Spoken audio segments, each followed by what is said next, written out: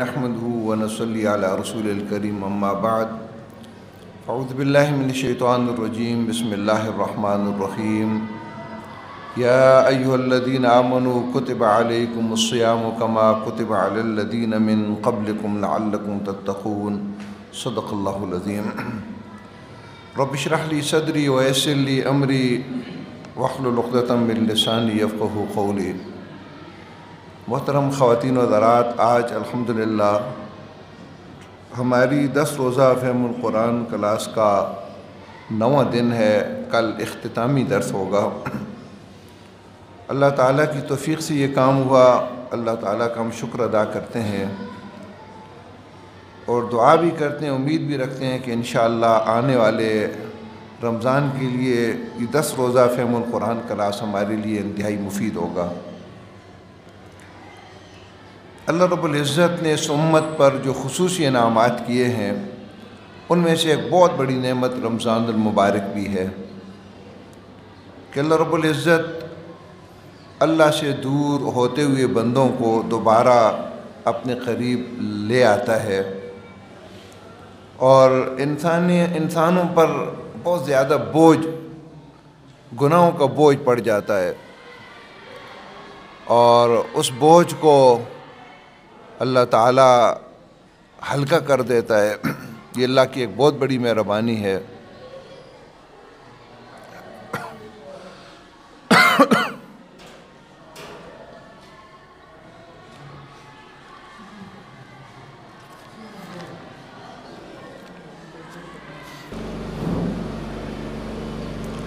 نبی اکرم صلی اللہ علیہ وسلم شعبان کے اندر ہی رمضان کی تیاری شروع کر دیتے تھے اور شعبان کے آخر میں آپ صلی اللہ علیہ وسلم صحابہ کرام رضی اللہ تعالیٰ عنہ مجمعین کو رمضان کی عبادت کی طرف ترغیب کے لیے ایک خطبہ ارشاد فرماتے تھے۔ میں چاہتا ہوں کہ پہلے آپ کو اس خطبے کا خلاصہ آپ تک پہنچا دوں۔ مختصر خطبہ ہوتا تھا اور بڑی جامع اس کے اندر نصیحتیں ہوتی تھیں۔ آپ صلی اللہ علیہ وسلم نے خطبہ ارشاد فرمایا یا ایھا الناس قد اظلکم شہر عظیم شہر مبارک شہر فیہ لیلۃ خیر من الف شہر جعل اللہ صیامہ فریضۃ وقیام لیلہ تطوعا۔ نبی اکرم صلی اللہ علیہ وسلم نے ارشاد فرمایا، اے لوگو، یقیناً تم پر ایک عظیم مہینے نے سایہ ڈال دیا ہے، یعنی ان قریب آنے والا ہے۔ یہ بڑی بابرکت والا مہینہ ہے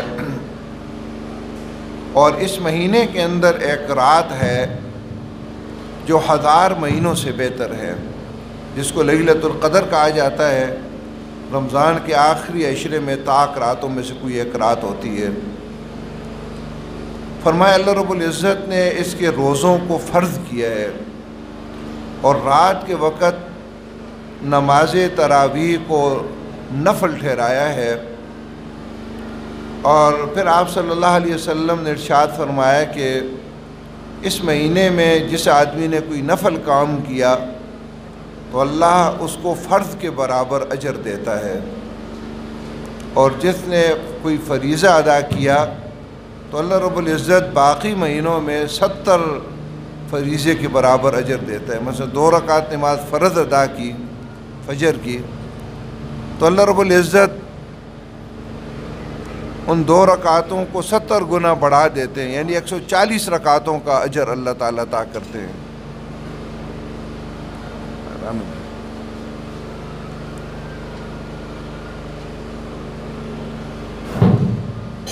ایک فرض کا اجر اللہ تعالیٰ 70 گنا بڑھا دیتے ہیں۔ پھر آپ صلی اللہ علیہ وسلم نے ارشاد فرمایا کہ یہ صبر کا مہینہ ہے اور صبر کا بدلہ جنت ہے، اور فرمایا کہ یہ مہینہ ہمدردی کا، غمخواری کا مہینہ ہے، یعنی اہل ایمان آپس میں ہمدردی کرتے ہیں، ایک دوسرے کے ساتھ تعاون کرتے ہیں۔ اور پھر آپ صلی اللہ علیہ وسلم نے ارشاد فرمایا کہ اس مہینے میں مومن کا رزق بڑھا دیا جاتا ہے۔ اور آپ صلی اللہ علیہ وسلم نے ترغیب دلائی اور فرمایا کہ جو آدمی کسی روزہ دار کو اس مہینے میں روزہ افطار کرائے گا تو اس کو اس کے گناہوں کو اللہ تعالیٰ معاف فرما دے گا اور اس کی گردن کو جنت سے آزاد کر دے گا، اور روزہ دار کو اللہ نے جتنا اجر دیا ہے اس روزہ افطار کرانے والے کو بھی اس کے برابر اللہ اجر دے گا، روزہ دار کے اجر میں سے کمی نہیں کرے گا۔ صحابہ کرام رضی اللہ تعالیٰ عنہ مجمعین کہتے ہیں کہ ہم نے کہا کہ یا رسول اللہ صلی اللہ علیہ وسلم، ہم میں سے تو ہر کوئی اس کی استطاعت نہیں رکھتا۔ فرمایا اگر ایک گھونٹ لسی، ایک کھجور یا ایک گھونٹ پانی دے کر افطار کرایا تو یہ اس کا اجر ہے۔ باقی رہا جس نے کسی روزہ دار کو پیٹ بھر کر کھانا کھلا دیا تو فرمایا قیامت کے دن اللہ تعالیٰ میرے حوض سے، میرے ہاتھوں سے اس کو پانی دے گا اور پھر جنت تک جانے تک اس کو پیاس نہیں لگے گی۔ اور آپ صلی اللہ علیہ وسلم نے ارشاد فرمایا کہ اس مہینے کا پہلا حصہ یعنی پہلے 10 دن رحمت کے ہیں، درمیانی 10 دن مغفرت کے ہیں، اور آخری 9 یا 10 دن جہنم کی آگ سے چھٹکارے کے ہیں۔ رحمت کا مطلب یہ ہے کہ عام دنوں سے زیادہ رحمت ان پہلے 10 دنوں میں ہوتی ہے۔ مغفرت سے مطلب یہ ہے کہ عام دنوں میں اللہ رب العزت انسانوں کے گناہوں کو جتنا معاف کرتے ہیں ان 10 دنوں میں زیادہ معاف فرماتے ہیں، اور آخری دنوں میں جہنم کی آگ سے چھٹکارے کے دن قرار دیے گئے۔ آپ صلی اللہ علیہ وسلم نے آخر میں فرمایا کہ اس مہینے میں جو آدمی اپنے خادم، اپنے غلام یا نوکر سے ہلکا کام لے گا تو اللہ رب العزت اس کو جنت عطا کرے گا۔ اس لیے اس مہینے کے اندر جتنے کام کاج کرنے والے ہیں ان سے ہلکا کام لیا جائے۔ اسکولوں کے اندر، تعلیمی اداروں کے اندر جلدی چھٹی ہو جانی چاہیے۔ عام دنوں میں اگر مزدور 8 گھنٹے کام کرتا ہے اس کو کم کر دیا جائے، 4-5 گھنٹے کر دیا جائے۔ اسی طرح کسی آدمی کا کوئی ذاتی خادم ہے، نوکر ہے، اس سے بھی ہلکا کام دے تاکہ اس کو آرام کا اور عبادت کا وقت مل جائے۔ محترم سامعین، ایک طرف اللہ کی ایک بہت بڑی رحمت ہے ان لوگوں پر جن کو یہ رمضان عطا ہوتا ہے، ہم بڑے خوش نصیب ہیں اور اللہ سے دعا بھی کرتے ہیں کہ اللہ تعالیٰ ہمیں یہ رمضان عطا فرمائے۔ بہت سارے لوگ پچھلے رمضان میں تھے، اس میں نہیں ہیں۔ ان میں سے کئی ایسے ہوں گے کہ جو ہم سے کم عمر تھے، ان میں سے کئی ایسے تھے جو ہم سے زیادہ صحت مند تھے ہر لحاظ سے، لیکن کسی حادثے کا شکار ہو گئے، کوئی ناگہانی موت ان کو آ گئی اور اس رمضان کی برکتوں سے وہ محروم ہو گئے۔ لیکن رمضان مل جائے اور اس کی برکتوں سے کوئی محروم ہو تو پھر وہ انتہائی بدبخت آدمی ہوتا ہے، بہت ہی بدقسمت انسان ہوتا ہے۔ حضرت کعب رضی اللہ تعالیٰ عنہ کی روایت کا مفہوم ہے کہ آپ صلی اللہ علیہ وسلم خطبہ کے لیے جب آئے تو ممبر کی پہلی سیڑھی پر قدم رکھا تو آمین کہا، دوسری پر آمین کہا، تیسری پر آمین کہا۔ بعد میں صحابہ کرام رضی اللہ تعالیٰ مجمعین کے پوچھنے پر آپ صلی اللہ علیہ وسلم نے اس کی وضاحت کی۔ اس کا خلاصہ یہ ہے کہ جبریل امین آئے، 3 بد دعائیں کی اور 3 بد دعاؤں پر میں نے آمین کہا۔ اب ذرا سوچئے کہ جبریل امین کون ہے؟ فرمایا مطاع ثم امین۔ جبریل امین کی آسمانوں پر اطاعت ہوتی ہے، پورے آسمانوں پر تمام فرشتوں کا سردار فرشتہ ہے، اللہ کے سب سے قریب فرشتہ ہے، اور محمد رسول اللہ صلی اللہ علیہ وسلم سرور کائنات ہیں۔ اگر فرشتوں کا سردار بد دعا دے اور سرور کائنات اس پر آمین کہیں تو اس کی قبولیت کے اندر کیا شک رہ جاتا ہے؟ فرمایا کہ جبریل نے بد دعا کی کہ وہ آدمی جس کو رمضان مل جائے اور پھر بھی اپنی بخشش نہ کروا سکے وہ تباہ و برباد ہو۔ تو میں نے کہا آمین، یعنی رمضان مل جائے اور پھر بھی اس کی بخشش نہ ہو، اور کہا کہ وہ آدمی کہ جس کے سامنے تیرا نام یعنی محمد صلی اللہ علیہ وسلم کا نام لیا جائے اور درود نہ پڑے وہ بھی تباہ و برباد ہو۔ تو میں نے کہا آمین، اور کہا کہ جس کو والدین یا والدین میں سے کوئی ایک بڑھاپے کے اندر ملے اور پھر بھی وہ ان کے ذریعے جنت میں نہ جا سکے وہ بھی تباہ و برباد ہو۔ تو میں نے کہا آمین۔ محترم سامعین، آج کے اس درس کے اندر رمضان کی فضیلت بھی آپ کے سامنے رکھی جائے گی، روزے کا مقصد کیا ہے وہ بھی آپ کے سامنے ان آیات کی روشنی میں رکھا جائے گا، اور عملی طور پر آپ کی کچھ رہنمائی کی جائے گی کہ کس طرح ہم اپنی چلتی پھرتی زندگی کے اندر نیکیاں سمیٹ سکتے ہیں اور اس رمضان کو ہم اپنے لیے بہترین تربیت کا، جنت کے حصول کا اور قرآن مجید کے ساتھ اپنے تعلق کو مضبوط کرنے کا سبب بنا سکتے ہیں۔ سب سے پہلے تو اللہ رب العزت نے ارشاد فرمایا کہ ایمان والو، تم پر روزے فرض کر دیے گئے جس طرح تم سے پہلے لوگوں پر فرض کیے گئے تھے، لعلکم تتقون، تاکہ تم پرہیزگار بن جاؤ۔ روزہ ایک ایسی عبادت ہے کہ جو ہم ہی پر فرض نہیں ہوا، گزشتہ امتوں پر بھی یہ فرض تھا، یہ اس کی اہمیت ہے۔ روزوں کی تعداد کیفیت میں تو فرق تھا، لیکن بہرحال بحیثیت عبادت یہ تمام امتوں پر فرض تھا۔ اللہ رب العزت نے اس کی جو مقاصد بیان کی ان آیات میں وہ دو ہیں، وہ آپ کے سامنے رکھے جاتے ہیں۔ آیات کے اندر کچھ روزے کے مسائل بھی ہیں جن کا ایک مختصر خلاصہ آپ کے سامنے رکھ دوں گا۔ اللہ رب العزت نے روزوں کا پہلا مقصد یہ بیان کیا، لعلکم تتقون، تاکہ تم متقی اور پرہیزگار بن جاؤ، تقوی تمہارے اندر آ جائے۔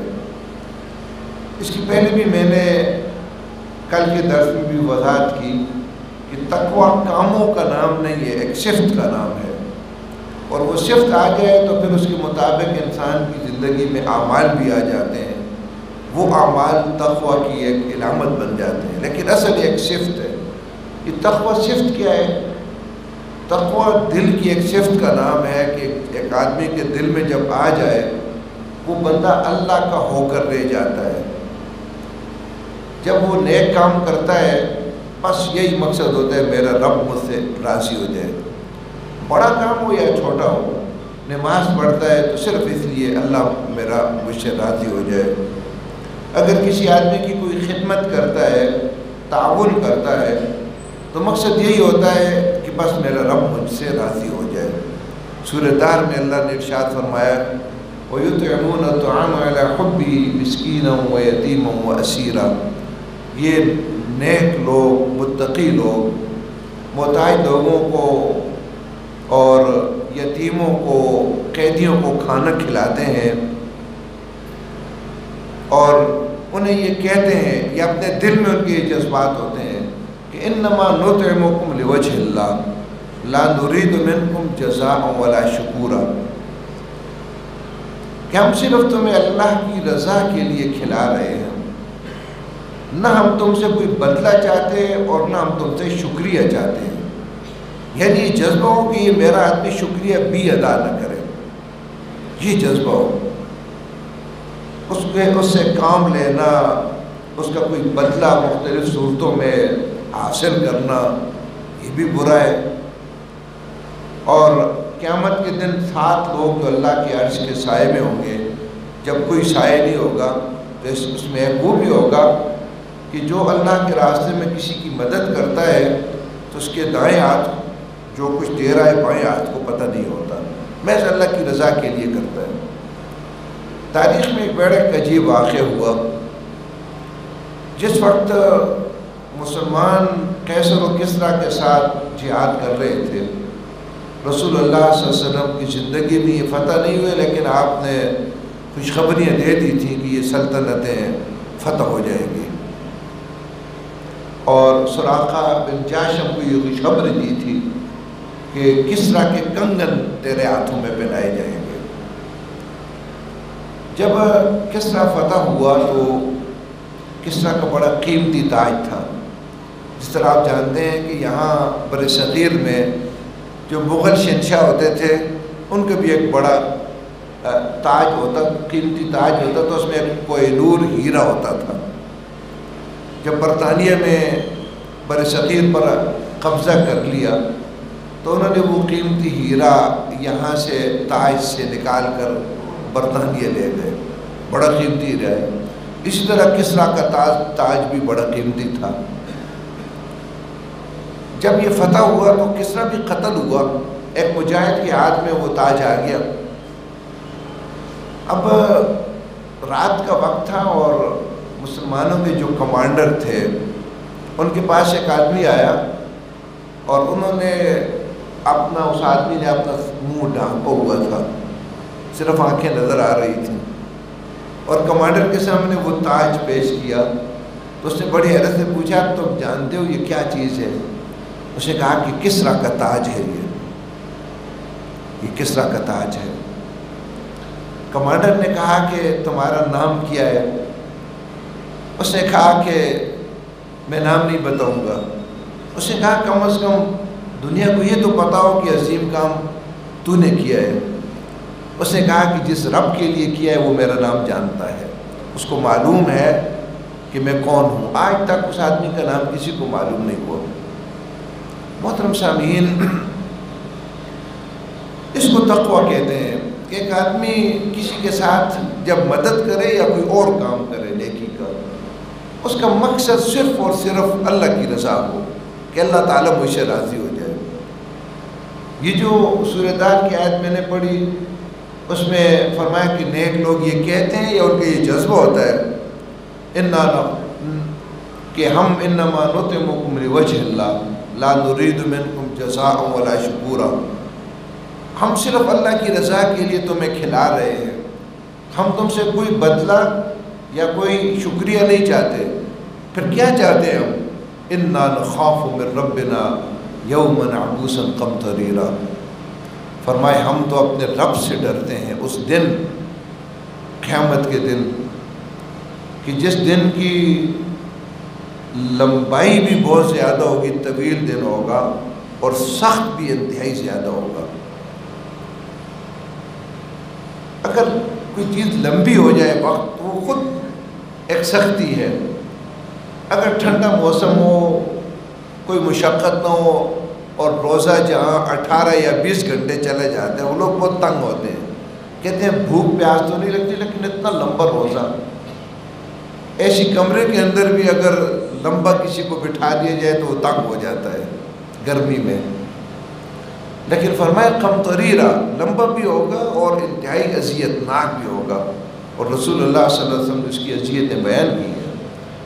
فرمایا کہ سورج سوا نیزے پر آ جائے گا اور انسان پسینے کے اندر جو ہے نا کوئی منہ تک ڈوبا ہوگا، کوئی گردن تک، کوئی ناف تک، کوئی گھٹنوں تک، اور اس کی سختی کا اندازہ آپ یہ لگائیں، جہنم بھی سامنے بڑھتی ہوئی نظر آ رہی ہوگی، جنت بھی نظر آ رہی ہوگی، اللہ رب العزت سامنے لے آئے گے، لیکن اس کے باوجود لوگ انبیاء کی منتیں کریں گے، ایک ایک کے پاس جائیں گے اور انہیں کہیں گے کہ اللہ سے یہ دعا مانگو، سفارش کرو کہ ہمارا وہ حساب لے، جس نے جہنم میں جانے بھلا جہنم میں چلا جائے، اس دن کی سختی سے تو اس کو نجات مل جائے۔ اور رسول اللہ صلی اللہ علیہ وسلم آخر میں یہ شفاعت کبریٰ جس کو کہتے ہیں نا، بڑی سفارش تمام انسانیت کی کریں گے، اور پھر اللہ تعالیٰ حساب لے گا۔ تو اصل کام تو دنیا کے اندر نیکی کا مقصد یہ ہے کہ اس دن اللہ کے عرش کا سایہ مل جائے، وہ طویل دن ہمارے لیے سکڑ جائے، چھوٹا سا ہو جائے۔ پہلے میں نے اس کی وضاحت کی، نیک آدمی کے لیے فرض نماز کے برابر وہ ہو جائے گا، اور ذرا کم نیک جو ہوگا اس کے لیے عصر اور مغرب کے درمیان جو وقت ہے، گھنٹہ 1.5 گھنٹہ یا 2 گھنٹے آپ سمجھ، اتنا اس کو محسوس ہوگا، اس کے بعد وہ جنت کے اندر چلا جائے گا۔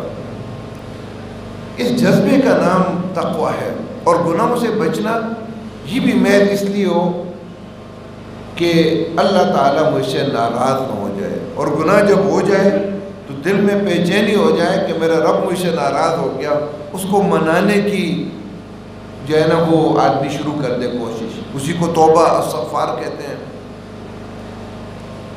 چھوٹا سا گناہ ہو اس کو بڑا نظر آئے، اور تقویٰ کی یہ بھی علامت ہے کہ جتنا تقویٰ بڑھتا ہے اتنا گناہ آدمی کو بڑے نظر آتے ہیں، جتنا تقویٰ کم ہوتا ہے، یہ اس کی میں آپ کو پیمانہ دے رہا ہوں ناپنے کا، جتنا تقویٰ دل میں کم ہوتا ہے اللہ کے ساتھ یہ تعلق، اپنے گناہ چھوٹے ہو جاتے ہیں۔ اس کی مثال آپ کو دوں، آپ جتنا پہاڑ سے دور ہوتے جاتے ہیں آپ کو چھوٹا نظر آتا ہے، اور جتنا آپ پہاڑ کے قریب آتے جاتے ہیں وہ آپ کو بڑا نظر آتا ہے۔ حضرت ابو بکر رضی اللہ تعالیٰ عنہ انبیاء کے بعد تمام انسانیت میں سب سے زیادہ متقی آدمی ہے، اس میں کوئی شک نہیں، صدیقوں کے امام ہیں وہ۔ ان کی صورتحال یہ تھی کہ جب کسی چڑیا کو، کسی پرندے کو چہچہاتے دیکھتے تو رو پڑتے اور کہتے کاش ابو بکر یہ پرندہ ہوتا جس سے حساب نہیں لیا جائے گا، حالانکہ جنت کی خوشخبری دی گئی تھی۔ اور کبھی زمین پر پڑا ہوا تن کا اٹھا لیتے اور کہتے کاش ابو بکر یہ تن کا ہوتا۔ اور ایک واقعہ تو بڑا عجیب و غریب ہے، آپ کو صدیق کا لقب تھا، صدیق کا مطلب ہے زبان، قول اور عمل دونوں میں سچا، سچائی کا امام، ان کی زبان سے تو کبھی جھوٹ نہیں نکلا۔ امیر المومنین تھے نبی صلی اللہ علیہ وسلم کی رخصت ہونے کے بعد دنیا سے، اور حضرت عمر رضی اللہ تعالیٰ عنہ نے تنہائی میں دیکھا کہ ابو بکر رضی اللہ تعالیٰ عنہ اپنی زبان کو پکڑ کر باہر کھینچ رہے ہیں۔ بڑی حیرت ہوئی، آئے فرمایا ابو بکر اللہ تجھ پر نعم کری، یہ کیا کر رہا ہے؟ کہا کہ عمر اس زبان نے مجھے ہلاک کر دیا ہے۔ آپ ذرا اندازہ کیجئے، صدیق، بلکہ دنیا کے تمام صدیقوں کا امام، کبھی ہم پر یہ کیفیت ہوئی سارا دن غیبت کی، گالیاں دیں، چغلیاں کھائیں، فضول باتوں میں گھنٹے گزار دیے، ایک لمحے کے لیے بھی سوچے زبان کو پکڑ کر کہ زبان جو ہے نا تو نے میرے ساتھ کیا کیا؟ امیر المومنین تھے، کس طرح اللہ کی رضا کے لیے کام کرتے تھے۔ حضرت عمر رضی اللہ تعالیٰ عنہ ایک بوڑھی عورت کے پاس گئے تو دیکھا کہ گھر میں جھاڑو پھیرا ہوا تھا، برتن کے اندر پانی پڑا ہوا تھا، ہر چیز سلیقے سے رکھی ہوئی تھی اور کھانا بھی تیار تھا۔ تو بڑی حیرت سے پوچھا کہ بوڑھی اماں، وہ اندھی بھی تھی، نظر اس کو نہیں آتا تھا کون ہے۔ کہا کہ یہ کام کس نے کیا ہے، کون کرتا ہے، کون تیرا خادم ہے؟ اس نے کہا کہ مجھے تو پتہ نہیں کون ہے، وہ صبح آتا ہے اور یہ سارے کام کر کے چلا جاتا ہے۔ عمر رضی اللہ تعالیٰ عنہ نے جب فجر کی نماز ادا کی، نماز ادا کرنے کے ساتھ ہی وہ وہاں اس گھر میں پہنچے تاکہ چھپ کر دیکھوں کون آدمی ہے یہ، اور دیکھا اسی طرح جھاڑو پھیرا ہوا تھا، برتن کے اندر پانی اس کے پاس پڑا تھا گھڑے میں، کھانا بھی ساتھ پڑا ہوا تھا، بستر بالکل صاف ستھرا تھا، کپڑے بھی اس کے صاف ستھرے تھے۔ تو بوڑھی اماں کو سلام کیا اور پوچھا کہ بوڑھی اماں یہ تو سارا کام ہوا ہے اور تو کہتی ہے صبح وہ آتا ہے۔ کہا کہ بچے وہ باس اس سے بھی پہلے آتا ہے۔ دوسرے دن حضرت عمر رضی اللہ تعالیٰ عنہ جب تہجد کا وقت تھا، نماز سے پہلے کا وقت، تو خاموشی کے ساتھ اٹھے اور خاموشی کے ساتھ دیکھا تو امیر المومنین ابو بکر رضی اللہ تعالیٰ عنہ جھاڑو دے رہے تھے۔ تب پتہ چلا کہ یہ تو امیر المومنین ہے۔ محترم سامعین، بس یہ جذبہ اگر پیدا ہو جائے تو اس کو تقویٰ کہتے ہیں۔ اور یہ جو اللہ کے ساتھ تعلق ہے نا، ایک آدمی کو بس یہ طلب ہو میرا رب مجھ سے راضی ہو جائے، ساری دنیا ناراض ہو تو پرواہ نہ ہو۔ اب تقویٰ کم ہوتا ہے تو صورتحال یہ ہوتی ہے کہ ایک آدمی لوگوں کو راضی کرنے کے چکر میں پڑ جاتا ہے، اللہ کو راضی کرنے کی بات اسے بھول ہی جاتی ہے۔ محترم سامعین، تقویٰ کس طرح روزوں سے حاصل ہوتا ہے اس پر بعد میں کروں گا۔ ایک محسوس مثال سے آپ کو بات سمجھا دوں، جو ہمارے ایک استاد محترم نے ہمیں یہ بات سمجھائی۔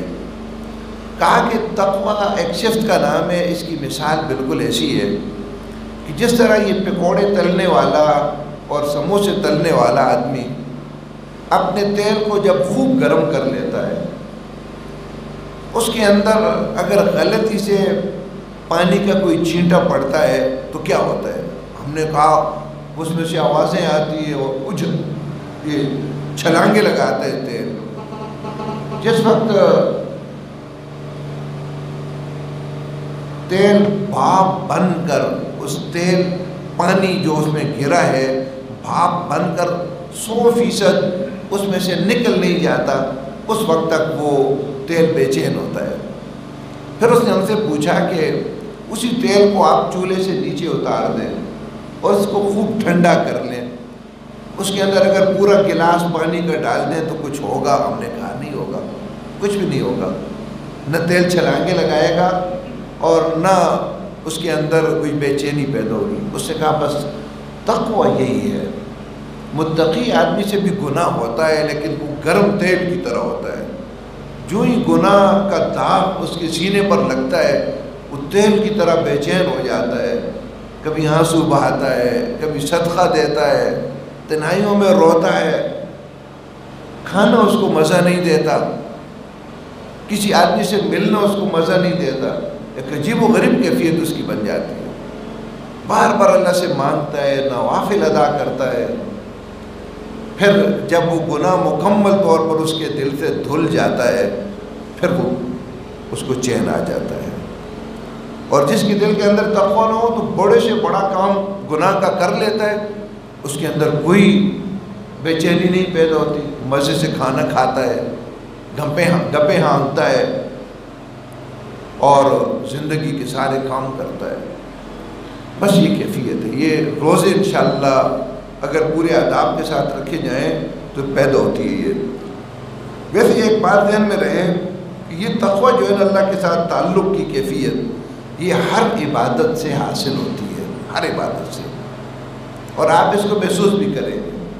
مثلا میں آپ سے یہ تجربے کے طور پر کہتا ہوں کہ آپ باوضو ہو کر بادب طریقے سے مغرب کے بعد مسجد میں بیٹھ جائیں اور عشاء تک مسلسل قرآن کی تلاوت کریں۔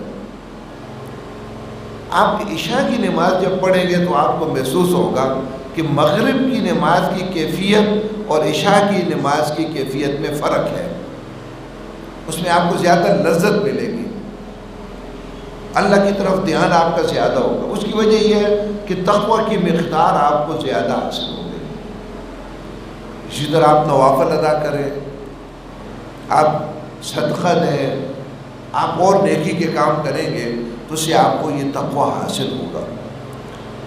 لیکن یہ جو خوراک ہوتی ہے نا، خوراک بعض اوقات ایک آدمی کے اندر کوئی وٹامن کم ہو جاتے ہیں یا کوئی اور کمزوری آ جاتی ہے تو ڈاکٹر کہتے ہیں یہ فلاں خوراک زیادہ استعمال کرو۔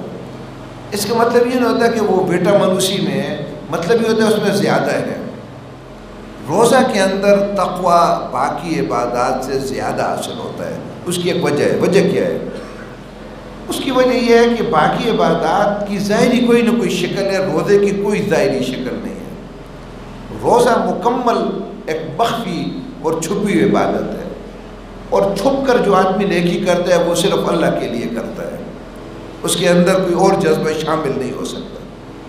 دیکھیں نماز چاہے ایک آدمی بے وضو ہو لیکن ظاہراً کچھ کرنا تو پڑے گا اسے نا۔ حج کے اندر اس کو سفر کرنا پڑے گا، لوگوں کو پتہ چلے گا۔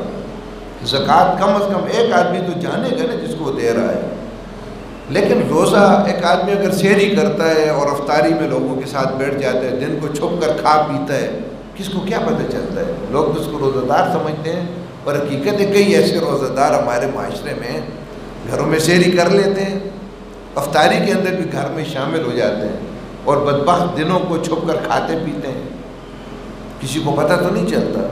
اب ذرا اندازہ کریں ایک آدمی کا کہ جس نے رات پورا دن مشقت کی، مزدوری کی، اور اس کے بعد گھر کے اندر وہ آیا، گھر کے اندر کوئی آدمی نہیں، کمرہ بالکل اکیلا ہے، بالکل دروازہ اس نے آرام کرنے کے لیے بند کیا، منہ خشک ہے پیاس سے، کانٹے اس کو محسوس ہو رہے ہیں، فریج اندر ہی ہے، بہترین قسم کی شربت وہاں موجود ہے، اب کون اس کو روک رہا ہے؟ وہ کیوں نہیں پیتا؟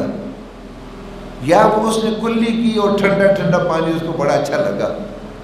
جب گرمیوں کے روزے ہونا تو آدمی کہتا ہے، ہمیشہ کہتا ہے کہ پانی کے ساتھ افطار کروں گا، کیونکہ وہ جو پانی کلی کرتے ہوئے مزہ دیتا ہے نا، اچھا اس پانی کو وہ پھینک دیتا ہے، پھر دوبارہ پھینکتا ہے، سہبارہ پھینکتا ہے کہ پانی کے قطرے کا 20واں 100واں حصہ بھی کہیں حلق سے نیچے نہ اتر جائے گا۔ حلق کون دیکھ رہا ہے؟ انسان تو نہیں دیکھ رہے، اسے جو کلی بھری آدھا بھی اگر پی لے اور آدھی پھینک دے لوگوں تو وہ بھی نہیں پتہ چلے گی۔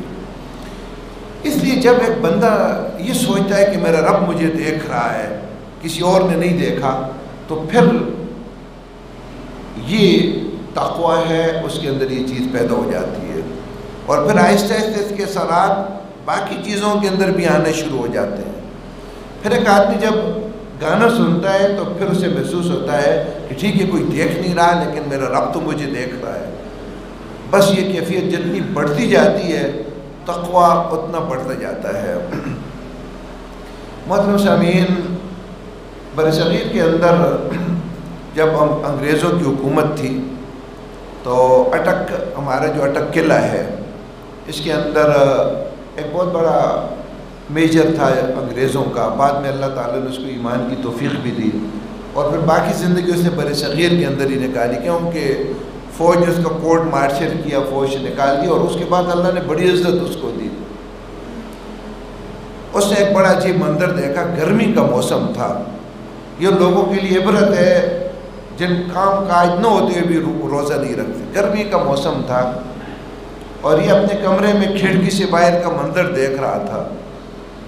ایک مسلمان فوجی جس کے پیٹھ پر کم از کم 1 من وزن لدا ہوا تھا، اور ایک سکھ جو اس کا انچارج تھا اس کو سزا دے رہا تھا، اس کو ایک خاص نام ہے، اس کو پھرا رہا، دوڑا رہا تھا، گرمی کا موسم تھا، پسینے سے شرابور، یہ سارا منظر وہ انگریز دیکھتا رہا۔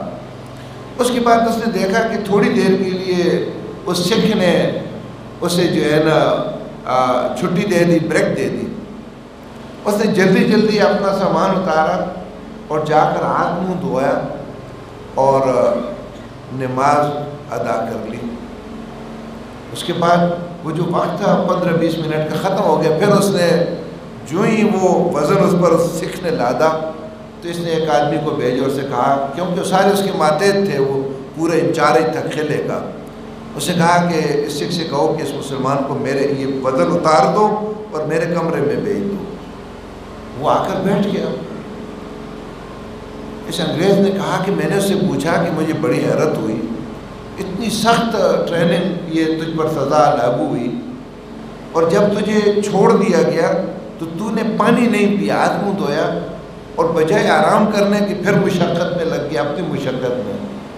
تو اس نے کہا کہ سر میں مسلمان ہوں، رمضان المبارک کا مہینہ ہے، اس مہینے میں ہم دن کو کھاتے پیتے نہیں ہیں، اور یہ جو مجھے آپ نے کچھ کرتے ہوئے دیکھا، یہ زور کا وقت تھا اور زور کی نماز تھی، میں نے غنیمت سمجھا، زور کی نماز میں نے ادا کر لی۔ وہ جنرل کہتے ہیں میجر کے، بس مجھ پر ایک عجیب کیفیت طاری ہوئی، سزا تو میں نے اس کی معاف کروا دی، اس کے بعد میں نے قرآن کا مطالعہ کیا، دین اسلام کا، اللہ نے اس کو ایمان کی توفیق دی، انگریزوں نے اس کو کورٹ مارشل کیا، فوج سے نکال دیا، اللہ رب العزت نے بڑی عزت بھی دی، آج برصغیر کے اندر حیدرآباد کے اندر اس کی قبر ہے۔ یہ ہے تقویٰ، یہ ہے اللہ کے ساتھ تعلق، اور روزے کے ذریعے زیادہ حاصل ہوتا ہے باقی عبادات کے ذریعے، ایک تو مخفی ہونے کی وجہ سے اور ایک طویل مشقت ہونے کی وجہ سے۔ اس کا دورانیہ بہت زیادہ ہے، پورا مہینہ 29 یا 30 دن ہے، دن میں 12-14 گھنٹے ایک آدمی مکمل روزے سے ہوتا ہے، رات کے وقت تراویح کی نماز، پھر تہجد کے وقت اٹھ کر سحری کرنا، ایسی عبادات ہیں اور اتنی بڑی مقدار ہے تقویٰ کی کہ باقی عبادات سے حاصل نہیں ہوتی۔ محترم سامعین، روزے کا دوسرا اللہ رب العزت نے ان آیات کے اندر جو مقصد بیان کیا وہ بڑا عجیب و غریب ہے۔ فرمایا روزے تم پر اس لیے فرض کیے لعلکم تشکرون، تاکہ تم شکر گزار بن جاؤ، تاکہ تم اللہ کا شکر ادا کرو۔ یہ بات ذرا سمجھنا مشکل ہوتی ہے کہ اللہ کا شکر، روزوں کی صورت میں اللہ کا شکر ادا کرنے سے کیا مراد ہے۔ ان آیات کے اندر یہ بات سمجھائی، اور یہ بات بھی سمجھائی کہ روزوں کو جو فضیلت حاصل ہے رمضان کو قرآن مجید کی وجہ سے ہے، کیونکہ قرآن رمضان کی ایک رات لیلۃ القدر میں، یہ ہمارا قریب ترین جو آسمان ہے، یہاں ایک مقام ہے بیت العزا، وہاں اللہ نے نازل کیا۔ رسول اللہ صلی اللہ علیہ وسلم پر ابھی قرآن نازل ہونا شروع نہیں ہوتے، اس سے پہلے ہوا یہ۔ مقصد کیا تھا، حکمت کی تھی، اللہ ہی بہتر جانتے ہیں۔ بعد نے کہا کہ ممکن ہے کہ 7 آسمانوں پر تشہیر کے لیے یہ کام اللہ نے کیا ہو کہ ایک دنیا میں ایک عظیم الشان کتاب نازل ہونے والی ہے، واللہ عالم۔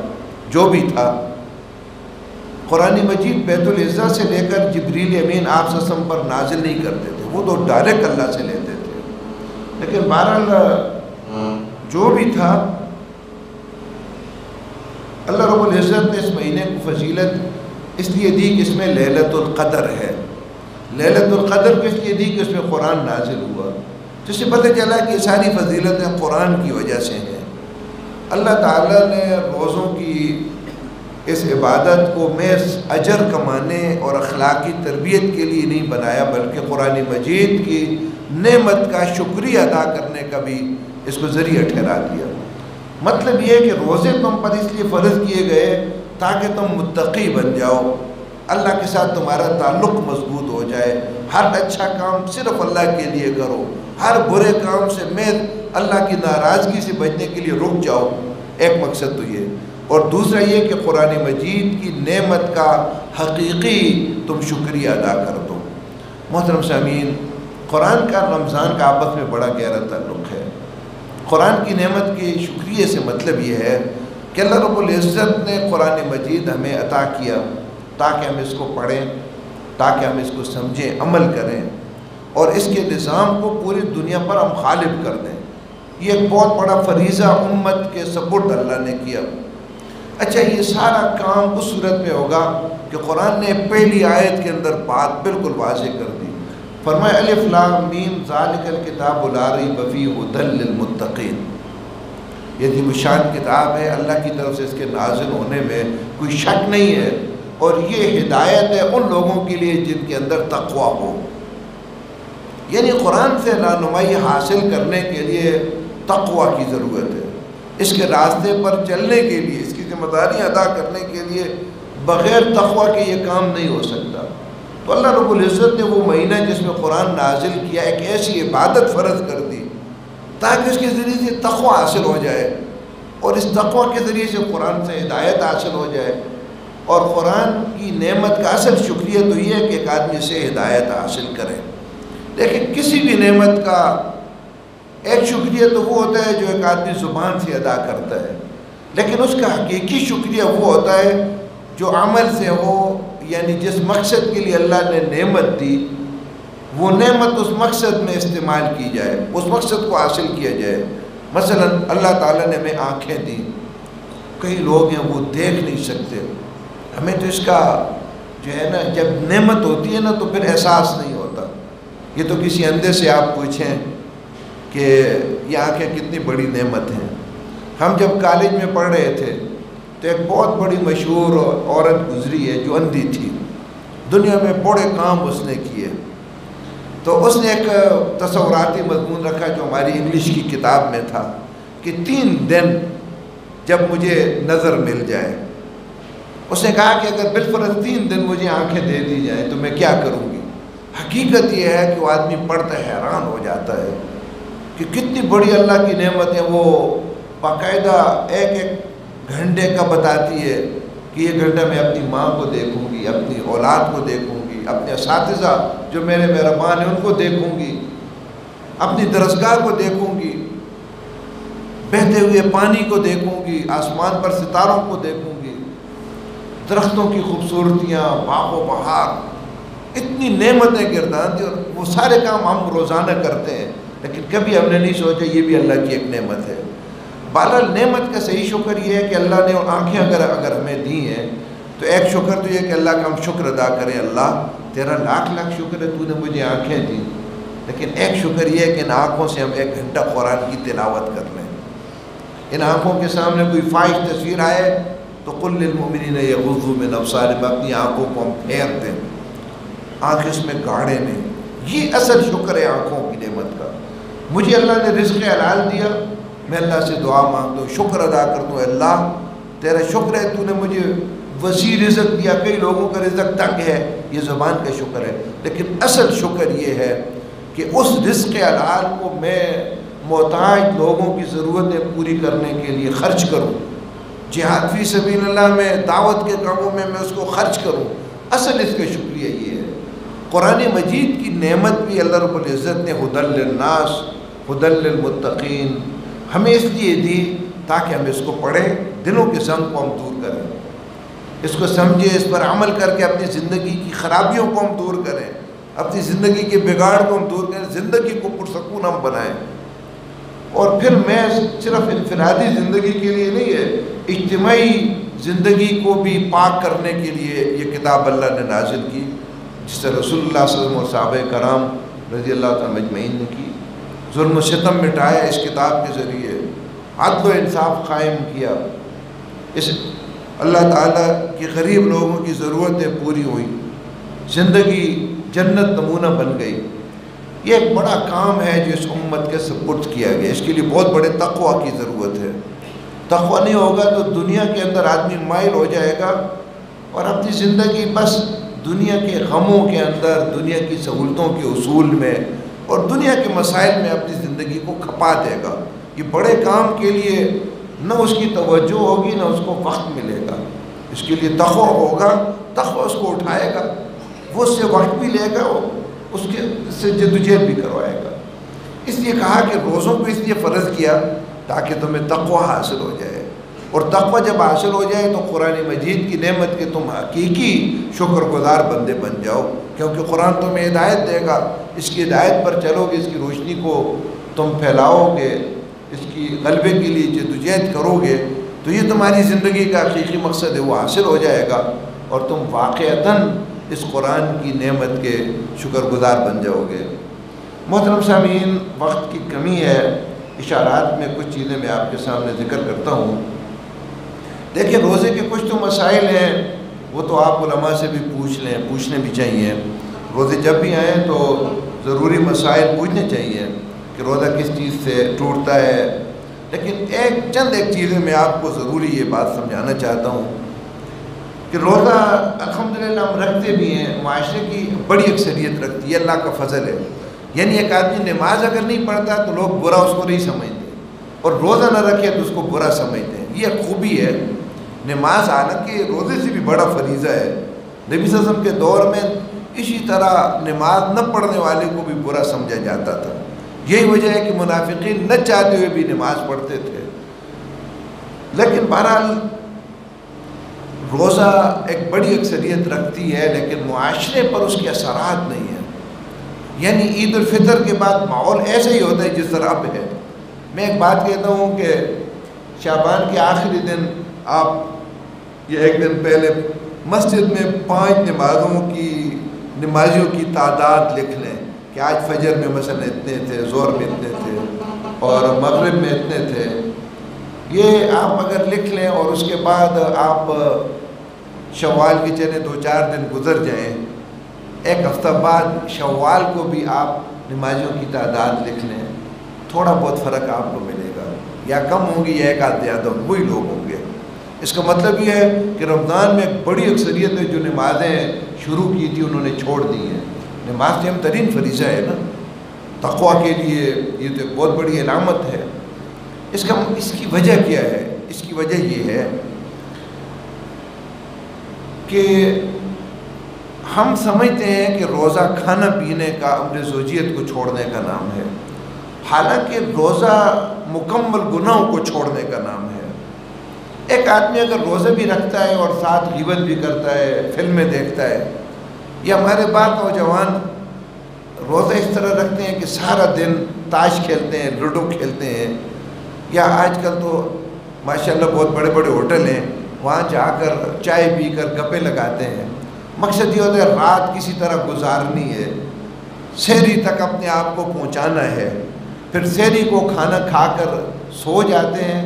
کوئی زور کو اٹھتا ہے، کوئی عصر تک سویا رہتا ہے، اور پھر عصر کے بعد افطاری کی تیاری کرتے ہیں. اس طرح تو 12 مہینے مسلسل بھی آپ روزے رکھیں آپ کو کوئی تقویٰ نہیں ملے گا. یہ تو ایک بوجھ ہے آپ سمجھ کر روزہ رکھ رہے ہیں. اس لیے دن کو گناہوں سے بچا جائے، رات کو آرام بھی کیا جائے اور اللہ کی عبادت کی جائے، نوافل ادا کی جائیں. تراویح کے بارے میں فرمایا من قام رمضان ایمانا و احتسابا غفر له ما تقدم من ذنبہ.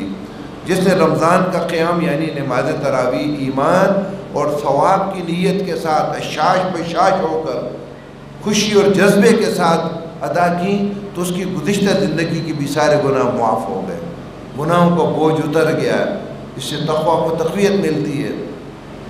لیکن تراویح کی نماز بھی نہ ہو، دن کا روزہ بھی نیند میں گزار دے ایک آدمی، تو پھر تو تقویٰ نہیں ملے گا.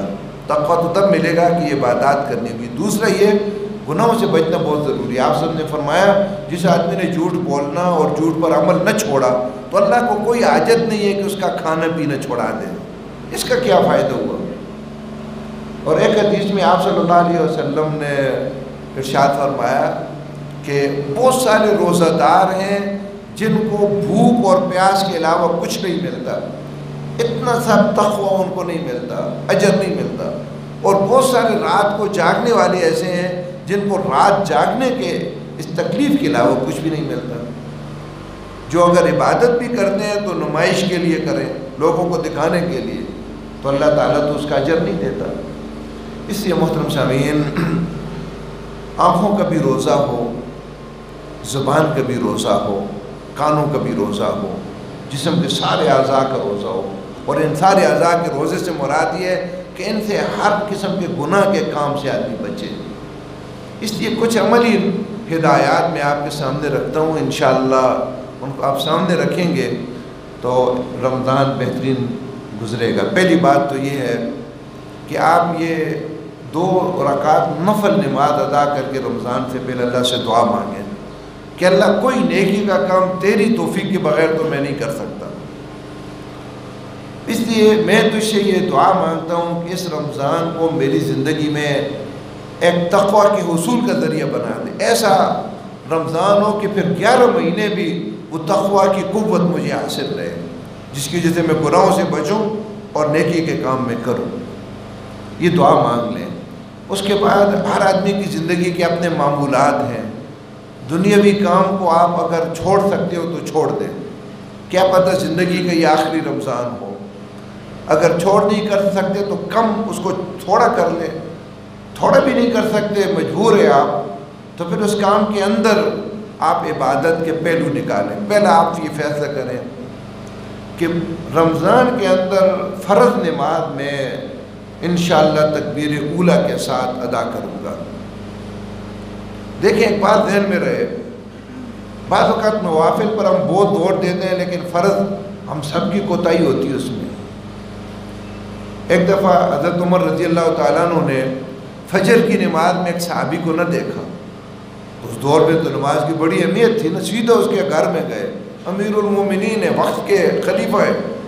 دروازہ کھٹکھٹایا، اس کی بوڑھی ماں باہر آئی تو کہا کہ آپ کا بیٹا آج نماز میں نہیں آیا. تو کہا یا رسول اللہ ساری رات نماز پڑھتا رہا، فجر کی اذان جب ہوئی تو نیند کا غلبہ ہوا تو گھر ہی میں فجر کی نماز ادا کر کے سو گیا. بڑی خوبصورت بات کی. کہا کہ اگر یہ عشاء کی نماز اور فجر کی نماز مسجد میں ادا کر لیتا اور ساری رات سویا رہتا تو اس عبادت سے زیادہ بہتر تھا۔ آپ اگر عشاء کی نماز آپ کی فرض رہ گئی ہے، اس کی رکعتیں جس طرح ہماری رہ جاتی ہیں، اگر رہ گئی، آپ ساری رات اگر نوافل ادا کرتے رہیں، اس فرض کی تلافی آپ نہیں کر سکتے۔ رمضان کی فرض روزے کے بارے میں فرمایا، ایک آدمی نے بغیر کسی مجبوری کے رمضان کا روزہ ایک روزہ نہیں رکھا، اس کے بعد اپنی ساری زندگی نفلی روزے اگر رکھے گا تو اس ایک روزے کا اجر نہیں پائے گا۔ اسی سب سے اہم تو فرض ہے نا، یہ فیصلہ کریں کہ فرض نماز انشاءاللہ ادا کروں گا۔ اس کا طریقہ یہ ہے، ہمارے ہاں تو آج کل اذانیں بھی تقریباً 15-20 منٹ پہلے ہوتی ہیں کہ جب اذان کی آواز ہوگی تو سیدھا میں مسجد میں چلے جاؤں گا۔ وقت مل گیا تو تحیۃ المسجد ادا کر لوں گا 2 رکعت، اور تلاوت کر لوں گا، کچھ ذکر کر لوں گا، اور فرض نماز میں امام کے ساتھ ادا کروں گا۔ پہلی بات یہ۔ نمبر 2، کچھ نہ کچھ نوافل کا بھی معمول بنانا ہے۔ ایک تو یہ تراویح کی 20 رکعتیں ہمارے ہاں اکثر ہوتی ہیں، کچھ 8 بھی پڑھتے ہیں، تو ان کی پورا اہتمام ہو۔ یہ نوافل ہیں جن کی بڑی فضیلت آئی ہے، خود آپ نے سنی۔ پوری کوشش کریں کہ یہ پوری جذبے کے ساتھ ادا کرنی ہے، بوجھ سمجھ کر، مصیبت سمجھ کر نہیں۔ اس کے لیے ضروری ہے کہ افطاری کے اندر، یہ بہت ضروری بات ہے، افطاری کے اندر آپ ہلکی افطاری کریں۔ اب ایک آدمی اگر 1-2 کلو فروٹ بھی کھا لے، اوپر پکوڑے بھی پاؤ آدھا کلو کھا لے اور 1-2 روٹیاں بھی کھا لے، تو اس کے بعد کیا توقع ہے کہ تراویح کی نماز وہ جو ہے نا پوری چاشنی کے ساتھ ادا کرے گا؟ ایسا نہ ہو، بالکل ہلکی سی افطاری کریں، خود جتنی آپ کو ضرورت ہے تھوڑی ہو، کھانا زیادہ نہ کھائیں، تاکہ جب آپ نماز میں کھڑے ہوں تو ڈکار بھی آپ کو نہ آئے، یہ اباسیاں بھی آپ کو نہ آئے، اور آپ کی آنکھیں بھی بند نہ ہوں پورے۔ اور تراویح کی نماز کے لیے آپ انتخاب وہاں کریں جہاں سب سے بہتر تراویح ادا ہوتی ہے۔ آپ کے اپنے محلے میں ادا کریں تو سب سے بہتر ہے یہ، لیکن اگر وہاں تراویح کی نماز اس طرح نہیں ہے، کسی اور جگہ اچھی ہے، تو آپ بہتر ہے آپ وہاں جائیں۔ ہمارے ہاں تو یہ ہوتا ہے کہ جب اب تو الحمدللہ حالات بدل رہے ہیں کہ ایسا امام ہو، ایک کہتے ہیں جی 1 گھنٹے میں فرض بھی، 20 تراویح بھی اور وتر بھی ادا کر لے، اور 3-4 سپارے بھی ساتھ پڑھے۔ اور بڑی حیرت ہوتی ہے بعض علماء پر بھی جو 7 اور 6 سپارے روزانہ پڑھتے ہیں اور 5-6 دنوں میں قرآن مجید کا ختم کر لیتے ہیں۔ پھر مقصد یہ ہوتا ہے کہ چھوٹی تراویح ادا کریں، اور چھوٹی تراویح میں بھی امام ایک سجدے کو جا رہے ہیں، مقتدی دوسرے کو جا رہے ہیں، اور ایک عجیب و غریب جس طرح کوئی ورزش کرتا ہے، یہ بالکل غلط طریقہ ہے۔ جس طرح عام نماز ہے، تراویح بھی اسی طرح کی ایک اللہ کی نماز ہے، اس کو پورے اہتمام کے ساتھ ادا کرنا چاہیے۔ الحمدللہ اس وقت ہمارے بچے بہت اچھا قرآن پڑھتے ہیں۔ ہمارے جو تراویح ادا کر رہے ہیں تو انشاءاللہ حضر کے ساتھ پڑھتے ہیں۔ آخر رمضان میں جو آخری عشرہ ہے، بڑا قیمتی عشرہ ہے، اس میں شبینہ بھی ہوتا ہے، وہ بھی ہم کوشش کرتے ہیں حضر کے ساتھ ہو، وقت زیادہ لگ جائے۔ اس دفعہ ہم نے ایک اور پروگرام بنایا ہے، اس کی ابتدا کر رہے ہیں۔ الحمدللہ جنازہ گاہ عیدگاہ کی ایک بڑی خوبصورت بلڈنگ اللہ نے ہمیں دی ہے۔ ہم چاہتے ہیں کہ اس سے جتنا زیادہ نیکیوں کا فائدہ حاصل کریں، تاکہ جنہوں نے پیسہ خرچ کیا ان کو اجر ملے۔ تو انشاءاللہ وہاں ہم تراویح کا ایک اہتمام کریں گے، لیکن وہ 2 گھنٹے کی تراویح ہوگی۔ 8:30 بجے اگر نماز ہوگی، فرض کھڑی ہوگی، تو 10:30 بجے تک کی تراویح کی نماز ہوگی، جس میں 1.5 سپارہ ہم پڑھیں گے۔ ہمیں اللہ تعالیٰ نے جتنی استطاعت دی اس کے مطابق انتہائی ہم ٹھہر ٹھہر کر پڑھیں گے، اور تراویح سے پہلے 10 یا 15 منٹ جو 1.5 سپارہ پڑھا جائے گا اس کا خلاصہ بیان کریں گے، تاکہ ایک آدمی کو کھڑے کچھ نہ کچھ محسوس ہو کہ آج کی تراویح میں ہم نے کیا پڑھا ہے۔ تو ہماری خواہش تو یہ ہوگی یہ کام بڑھے۔ اللہ نے اتنی بڑی بلڈنگ دی ہے کہ پورے علاقے چھت کے لوگ بھی آئیں، تو انشاءاللہ ان کے لیے گاڑیوں کھڑے کرنے کی بھی گنجائش ہے، اس میں انشاءاللہ چائے وغیرہ کا ہم وقفہ بھی کریں گے، تاکہ یہ تراویح کی نماز مزید بہتر سے بہتر ہو، اور ایک آدمی کو ان 2 گھنٹوں میں ایک ایسی روحانیت حاصل ہو کہ سال بھر وہ انتظار کرے کہ کب رمضان آئے اور ہم تراویح ادا کریں۔ انشاءاللہ ہمارا ایک جذبہ ہے، خواتین اس میں شریک نہیں ہوگی، انشاءاللہ ممکن ہے کہ یہ کام اگر اللہ نے قبول کر لیا تو مستقبل میں ان کے لیے بھی ہم اس کا اہتمام کریں گے۔ ہمارے ایک بھائی نے انتہائی قیمتی ساؤنڈ سسٹم ہمیں دیا ہے تاکہ ساؤنڈ کی ضرورت پڑے تو آج ہمارے ساتھی پنڈی سے لائے ہیں عیدگاہ کے لیے، تو اس کو بھی ہم استعمال کریں گے۔ محترم سامعین، سحری کے وقت آپ سحری کھانے کے لیے تو اٹھتے ہیں، بہتر یہ ہے کہ آپ 2-4 رکعت نماز یا 8 ہو تو 8 ادا کر لیں، 2 رکعت تو ادا کر لیں۔ اگر نماز ادا نہیں بھی کر سکتے، وَبِالْأَسْحَارِ هُمْ يَسْتَغْفِرُونَ، اہل ایمان کی صفت اللہ نے یہ بیان کی کہ سحری کے وقت یہ استغفار کرتے ہیں، اللہ سے بخشش کی دعا مانگتے ہیں۔ دعا کے لیے تو وضو بھی شرط نہیں ہے، آپ کھانا کے لیے اٹھیں، ہاتھ کھڑے کر کے دعا مانگیں۔ حدیث میں آتا ہے اللہ تعالیٰ آسمان دنیا پر آ جاتا ہے اور کہتا ہے کوئی ہے گناہ گار جو گناہ کی معافی مانگے اور میں اس کو معاف کر دوں، اور کوئی ہے طلبگار جس کی کوئی طلب ہو اور میں پوری کر دوں، حاجت مند اپنی حاجت رکھے اور میں پورا کر دوں۔ سال کے 12 مہینوں میں بھی ہوتا ہے، لیکن رمضان میں اللہ نے ہمیں یہ موقع دیا ہوتا ہے، اس لیے یہ استغفار کی دعائیں ہم مانگیں۔ بس آخری بات کر کے دعا کرتے ہیں، ایک اہم بات کی طرف توجہ دلاتا ہوں۔ ہم جب نیکی کرتے ہیں تو ہمارے اندر جذبہ ہوتا ہے زیادہ کریں۔ قرآن کی تلاوت جب شروع کرتے ہیں نا تو دل چاہتے زیادہ یعنی ختم کریں۔ تو خواتین بھی بیٹھی ہیں، کبھی کوئی ایسی ہیں رمضان میں 10 ختم کرتی ہیں، 5 10 روزانہ ایک ختم، ہر دوسرے تیسرے دن ختم۔ نوافل پہ آتی ہیں تو کہتی ہیں آج رات کو 200 رکعت ادا کرنی ہے، 100 رکعت ادا کرنی ہے۔ دیکھیں معاملہ اجر کا ہے نا، اللہ تعالیٰ تعداد کو نہیں دیکھتا، حسن کو دیکھتا ہے۔ آپ اگر 10 منٹ میں 10 رکعتوں کی بجائے 2 ادا کر لیں اور ٹھیک خشوع و خضوع کے ساتھ ادا کر لیں، ان 2 کے انشاءاللہ زیادہ اجر ملے گا۔ آپ پورے رمضان میں ایک دفعہ قرآن کا ختم کر لیں، ٹھہر ٹھہر کر کریں اور انتہائی جذبے کے ساتھ پڑھیں، اس کا زیادہ اجر ملے گا ان 10 ختموں سے۔ زیادہ کی کوشش نہ کریں، اچھے طریقے سے کریں اور کوشش کریں کہ قرآن کے ساتھ کوئی تعلق قائم کر لیں اس رمضان میں، یہ بہت ضروری ہے۔ آپ قرآن کا کچھ حصہ زبانی یاد کرنے کی کوشش کریں بجائے بہت زیادہ ختم کرنے کے۔ سورہ یاسین یاد نہیں وہ یاد کر لیں، تبارک الذی یاد نہیں وہ زبانی یاد کر لیں، اسی طرح سورہ واقعہ یاد نہیں تو وہ یاد کر لیں۔ تو یہ صورتیں الف لام میم سجدہ یاد کر لیں جو رات کو نبی صلی اللہ علیہ وسلم پڑھتے تھے، تو یہ صورتیں زبانی یاد کر لیں تاکہ بعد میں جب آپ پڑھیں گے تو آپ کو اس کا فائدہ ہے۔ آپ اگر روزانہ تلاوت کے عادی نہیں ہیں تو اپنے آپ کو کچھ عادت ڈال دیں کہ رمضان کے بعد کم از کم 1 پارہ، آدھا پارہ، 1 پاؤ یا 1 رکوع یا ہر نماز کے ساتھ 1 رکوع ایک عادت بنا لیں تاکہ رمضان کے بعد بھی یہ جاری رہے۔ اس کی آپ کوشش کریں۔ بہت ساری باتیں تھیں، کچھ کہہ سکا کچھ نہ کہہ سکا، بکھری تھیں، اللہ رب العزت عمل کی توفیق عطا فرمائے۔ رمضان کا ایک ایک سیکنڈ اللہ کی بندگی عبادت کے اندر ہمیں گزارنے کی توفیق عطا فرمائے تاکہ رمضان کے بعد پھر ہم ایسے نہ ہوں، ایک نئے انسان کی صورت میں ہم ہوں اور تقویٰ کی ایک بڑی مقدار ہمیں مل جائے تاکہ پھر باقی 11 مہینے بھی ہم اس صراط مستقیم پر پوری ثابت قدمی کے ساتھ جمے رہیں۔ آمین۔ الحمدللہ رب العالمین والعاقبۃ للمتقین والصلاۃ والسلام علی رسول الکریم۔ ربنا آتنا فی الدنیا حسنۃ وفی الآخرۃ حسنۃ وقنا عذاب النار۔ یا رب العالمین، آنے والا رمضان المبارک ہمیں نصیب فرما، اس میں ہمیں صحت عطا فرما، عبادت کی توفیق عطا فرما۔ یا رب العالمین، اس رمضان کے ایک ایک لمحہ ہمیں قیمتی بنانے کی توفیق عطا فرما۔ یا رب العالمین، اس رمضان میں ہمیں گناہوں سے بچا۔